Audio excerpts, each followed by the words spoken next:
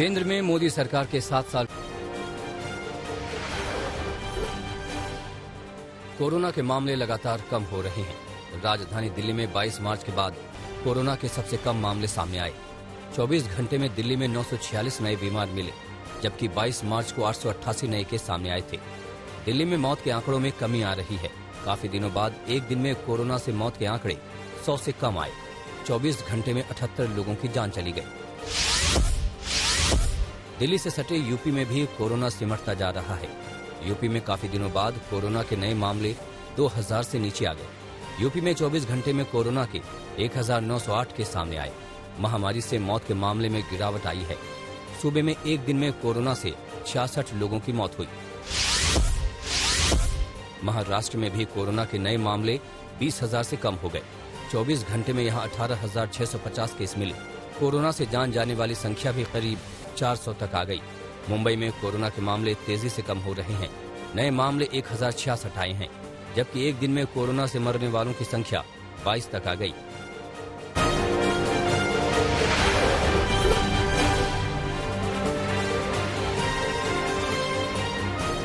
केंद्र में मोदी सरकार के 7 साल पूरे होने पर बीजेपी के राष्ट्रीय अध्यक्ष जेपी नड्डा ने रविवार को दिल्ली में कोविड राहत सामग्री को झंडी दिखाकर रवाना किया।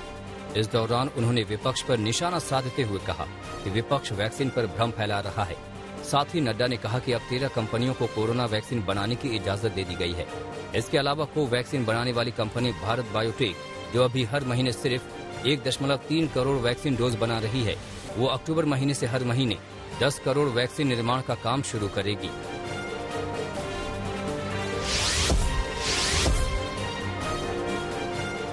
आज से दिल्ली में अनलॉक की प्रक्रिया शुरू हो गई। दिल्ली आपदा प्रबंधन अथॉरिटी ने इसको लेकर एक दिन पहले ही आदेश जारी कर दिया था।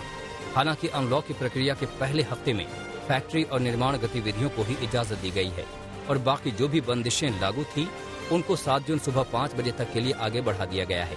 इन दोनों गतिविधियों से जुड़े लोगों के लिए ई पास लेना जरूरी होगा और कर्मचारियों और मजदूरों के लिए उनके एम्प्लॉयर, कॉन्ट्रैक्टर, मालिकों को ई पास के लिए अप्लाई करना होगा।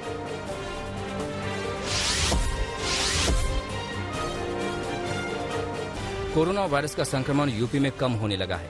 ऐसे में यूपी की योगी आदित्यनाथ ने प्रदेश में जारी लॉकडाउन में छूट देने का फैसला किया है।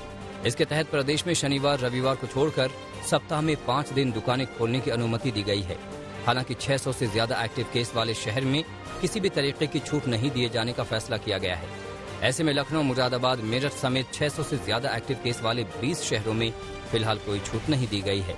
वहीं पूरे प्रदेश में नाइट कर्फ्यू जारी रहेगा।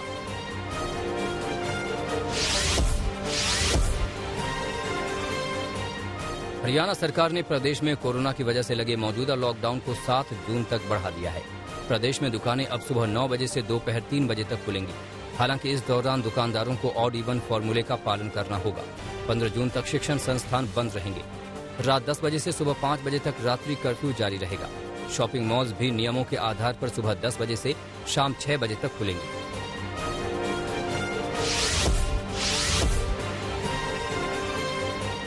उत्तर प्रदेश में कोरोना वायरस की चपेट में आकर बहुत से पत्रकारों को जान गंवानी पड़ी है। हिंदी पत्रकारिता दिवस के मौके पर सीएम योगी ने दिवंगत पत्रकारों के परिवारों के लिए 10-10 लाख रुपए की आर्थिक सहायता राशि जारी की है। बताते चलें कि सीएम योगी के निर्देश पर सूचना विभाग ने दिवंगत पत्रकारों का ब्यौरा पहले ही जुटा लिया था। अब उनके परिजनों को सहायता राशि जारी की गई है।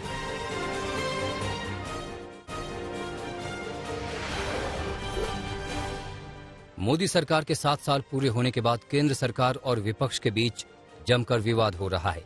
बीजेपी जहां 20,000 गांव में सेवा संगठन कार्यक्रम चला रही है, तो वहीं विपक्ष सरकार को घेर रही है। कांग्रेस प्रवक्ता रणदीप सुरजेवाला ने कहा कि मोदी सरकार में अर्थव्यवस्था हुई गर्त व्यवस्था। इसके अलावा कांग्रेस ने कहा कि किसान और गरीब परिवारों पर मोदी सरकार ने प्रहार किया है। वहीं कांग्रेस का जवाब देते हुए नड्डा ने पलटवार किया कि विपक्ष जमीन से गायब है और क्वारंटीन में चला गया है। पश्चिम बंगाल में मुख्यमंत्री ममता बनर्जी और केंद्र सरकार के बीच टकराव थमता नजर नहीं आ रहा है। सूत्रों के मुताबिक आज बंगाल के मुख्य सचिव अल्पन बंदोपाध्याय दिल्ली में रिपोर्ट नहीं करेंगे। इससे पहले केंद्र सरकार ने मुख्य सचिव को दिल्ली में रिपोर्ट करने के लिए कहा था। उत्तर प्रदेश के सियासत में हलचल तेज हो गई है। आज बीजेपी के कई दिग्गज नेता लखनऊ पहुंच रहे हैं। माना जा रहा है कि सूबे के मंत्रिमंडल में बड़ा फेरबदल हो सकता है। आज बीजेपी के राष्ट्रीय महासचिव BL संतोष और यूपी के बीजेपी प्रभारी राधा मोहन सिंह लखनऊ पहुंच रहे हैं। कोरोना काल में गुजरात में अनाथ हुए बच्चों के लिए मुख्यमंत्री बाल सेवा योजना शुरू की जाएगी। ऐसा ऐलान गुजरात के मुख्यमंत्री विजय रूपाणी ने किया है। कोरोना से देश में लाखों लोगों की जान चली गई है। बहुत सारे बच्चों के सिर से उसके माँ बाप का साया उठ गया है। ऐसे में अनाथ बच्चों को सहारा देने के लिए केंद्र सरकार ने तो पहल की ही है, साथ ही बीजेपी के अध्यक्ष JP नड्डा ने सभी बीजेपी शासित मुख्यमंत्रियों को चिट्ठी लिखकर कहा था कि वो अपने सूबे में अनाथ बच्चों के लिए स्कीम शुरू करें। बेगूसराय में लॉकडाउन के दौरान दुकान बंद कराने पहुंची पुलिस टीम पर दुकानदार और कारोबारियों ने हमला कर दिया। हालत ये हो गई कि पुलिस को मौके से भागना पड़ा। दुकानदारों का आरोप है कि नियमों का पालन करने के बावजूद पुलिस परेशान करती है। बेवजह लोगों की पिटाई के साथ साथ अवैध उगाही की जाती है। वहीं पुलिस हंगामे का वीडियो फुटेज खंगाल रही है और हमला करने वालों की पहचान कर रही है। गाजियाबाद में एक निजी बैंक पर लोन विवाद में एक शख्स और उसके परिवार को धमकी देने का आरोप लगा है। दरअसल रकम की उगाही के लिए निजी बैंक ने अपने रिकवरी एजेंट्स को पीड़ित के घर भेजा। कोरोना काल के नियमों को तोड़ते हुए पीड़ित के घर पर 4 रिकवरी एजेंट पहुंचे और घर पर मौजूद पत्नी से बदसलूकी और धमकी दी। पूरी घटना CCTV में कैद हुई है। फिलहाल पूरा मामला कोर्ट में चल रहा है। ऐसे में बैंक की ओर से ये हरकत RBI नियमों और सुप्रीम कोर्ट के दिशा निर्देशों के खिलाफ है। पीड़ित शख्स ने साहिबाबाद थाने में बैंक की दादागिरी की शिकायत दर्ज कराई है। राजस्थान के डूंगरपुर में दुकान में आग लगाकर 2 को अगवा करने का मामला सामने आया है। पुलिस के मुताबिक आपसी रंजिश में वारदात को अंजाम दिया गया है। पुलिस ने 2 आरोपियों को हिरासत में लेकर पीड़ितों को मुक्त करा लिया। पुलिस के मुताबिक दुकान में रखा सारा सामान जलकर खाक हो गया।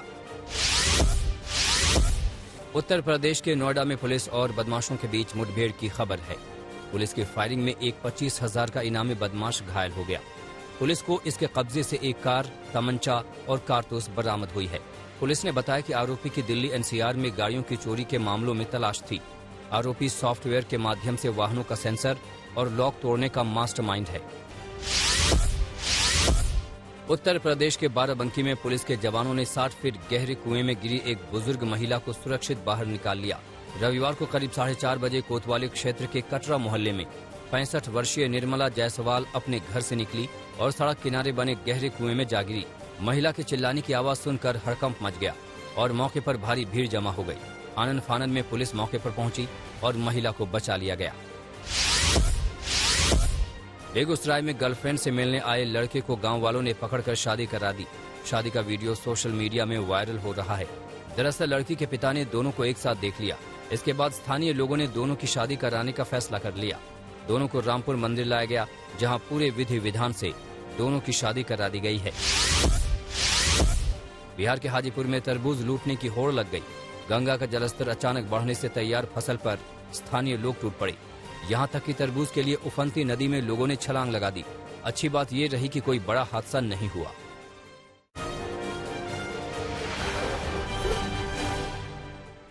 महाराष्ट्र के सोलापुर में भीमा नदी में तैराकी करने गए 4 बच्चों की डूबने से मौत हो गई है। स्थानीय लोगों के मुताबिक तैराकी करते बच्चे नदी के तेज बहाव में फंस गए और फिर बाहर नहीं निकल सके। पुलिस और गोताखोरों ने भारी मशक्कत के बाद चारों बच्चों के शव को बाहर निकाल लिया है। भोपाल में लॉकडाउन के दौरान ड्यूटी पर तैनात ट्रैफिक कांस्टेबल बाल बाल बच गया। दरअसल कांस्टेबल ने तेज रफ्तार कार को रोकने की कोशिश की, लेकिन ड्राइवर कार रोकने की जगह मौके से भागने लगा। ड्राइवर ने कार की रफ्तार बढ़ा दी। इससे कांस्टेबल कार के अगले हिस्से की चपेट में आ गया और उछलकर सड़क पर गिर गया। कार सवार इसके बाद भी नहीं रुका और मौके से भाग निकला। पुलिस ने मामला दर्ज कर लिया है। झारखंड के धनबाद में सड़क पर सरेआम महिला की पिटाई का सनसनीखेज मामला सामने आया है। महिला ने थाने में बताया कि शनिवार की रात उसके साथ कुछ लोगों ने मारपीट करते हुए उसके कपड़े फाड़ दिए। पीड़ित महिला का आरोप है कि ये सब बीच सड़क पर हुआ। धनबाद की बैंक मोड़ थाना पुलिस मामले की जांच कर रही है। आरोपियों की पहचान की जा रही है। हरियाणा के पलवल में रंजिश के चलते युवक की गोली मारकर हत्या कर दी गई है। युवक अपने चाचा के साथ खेत पर काम कर रहा था, तभी कुछ युवक आए और ताबड़तोड़ फायरिंग कर दी। चश्मदीदों के मुताबिक हत्यारे 2 बाइक और 1 कार में सवार होकर आए थे और उनकी संख्या करीब 10 थी। मृतक महेंद्र के परिजनों के मुताबिक उसकी हत्या करने वाले गांव के ही लोग हैं। वारदात के बाद इलाके में तनाव है। गांव वालों ने थाना का घेराव कर आरोपियों की गिरफ्तारी की मांग की है।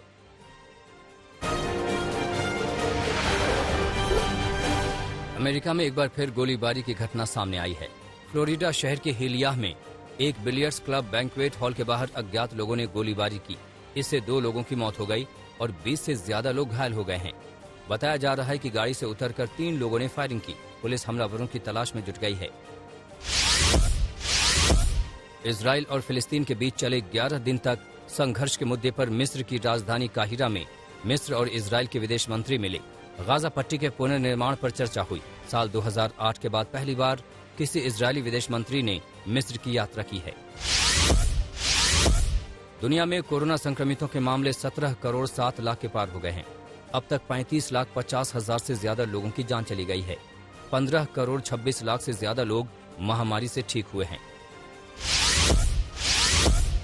ब्रिटेन में लॉकडाउन को पूर्ण रूप से हटाने पर सरकार विचार कर रही है। संक्रमण के बढ़ते दर को देखते हुए ये फैसला लिया जाएगा। 14 जून को सरकार लॉकडाउन हटाने पर फैसला करेगी। ब्रिटेन में 21 जून तक लॉकडाउन लागू है। दक्षिण कोरिया को अमेरिका से जून के पहले हफ्ते में मिलेगी 10 lakh Johnson and Johnson corona vaccine की खेप। इससे पहले अमेरिकी यात्रा पर गए राष्ट्रपति मून जे-इन को जो बाइडेन ने 5.5 लाख कोरियाई सैनिकों को वैक्सीन देने की बात कही थी।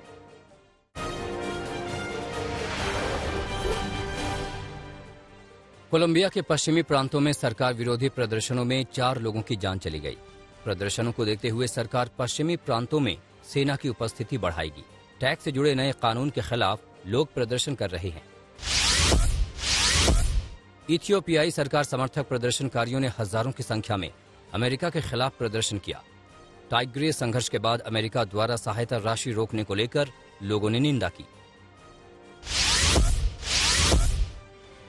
ब्रिटेन के प्रधानमंत्री बोरिस जॉनसन के शादी की तस्वीर जारी हुई। निजी समारोह में बोरिस जॉनसन ने अपनी मंगेतर कैरी साइमंस के साथ शनिवार को शादी रचाई थी। इटालियन ग्रां पी में रेस के दौरान भयंकर हादसा हुआ। 19 साल के राइडर जेसन डुपासगियर की जान चली गई। हादसे के फौरन बाद जेसन को हेलीकॉप्टर से अस्पताल पहुंचाया गया। डॉक्टर 19 साल के जेसन की जान नहीं बचा सके। चीन के एक नेत्रहीन शख्स झांग होंग ने माउंट एवरेस्ट पर चढ़कर इतिहास रच दिया।